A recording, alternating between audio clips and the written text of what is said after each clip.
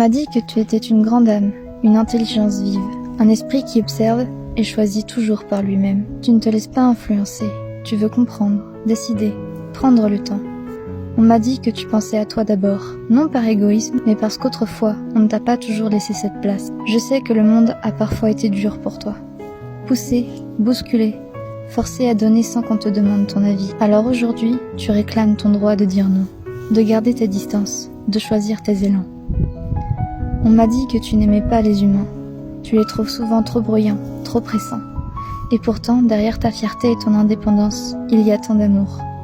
Un amour maladroit, parfois un peu brut, mais sincère, entier. Ta façon d'aimer est unique, forte, sauvage.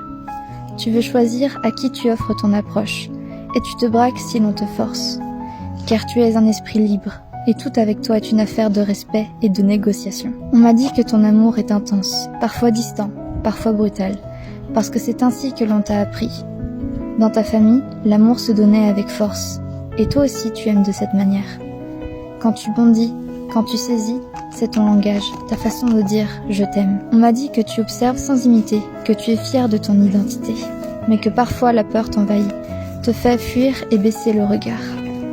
D'autres fois, la confiance explose, et tu deviens une vague d'énergie indomptable. Tu as dit qu'avant d'aimer les autres, il fallait t'aimer toi-même, et que je devais, moi aussi, apprendre à m'aimer. On m'a dit que ce n'était pas grave d'être différente, qu'il est normal de ne pas toujours vouloir la même chose.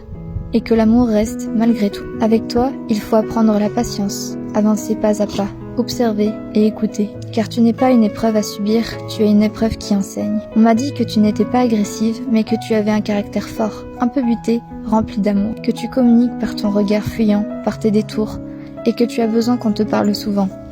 Qu'un oui éclaire ton chemin, alors qu'un non te ferme. On m'a dit que rien ne t'échappait, que tu ressentais les énergies, même les pensées cachées. On m'a dit que tu n'étais pas un simple chien, que dans ton cœur, tu te vois comme une louve, fière et sauvage, qui n'offre son approche qu'à ceux qui le méritent vraiment. On m'a dit que la ville t'étouffait, trop de bruit, trop d'odeurs, trop d'humains, que le béton et le métal t'oppressaient, et que ton âme s'épanouissait dans la nature. L'herbe, les feuilles, le souffle du vent. On m'a dit que tu aimais ton frère, même si vous ne vous comprenez pas toujours, que tu choisis les chiens calmes et remets à leur place ceux qui en ont besoin.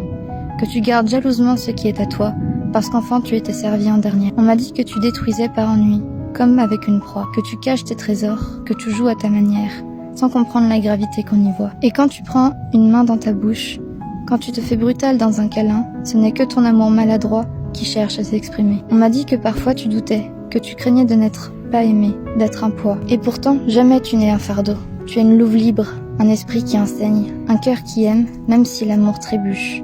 Oh Kaya, on m'a dit tout cela de toi, et moi j'ai fini par comprendre. Tu n'es pas une simple chienne, tu es sauvage, tu es lumière, et tu seras toujours aimée.